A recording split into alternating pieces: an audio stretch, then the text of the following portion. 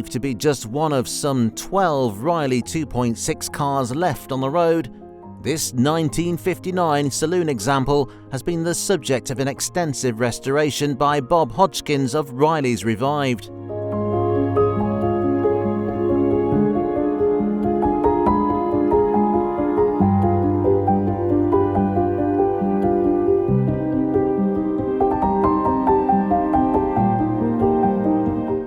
It's offered with an operation manual plus original sales brochure, and it's a very late example of the marque.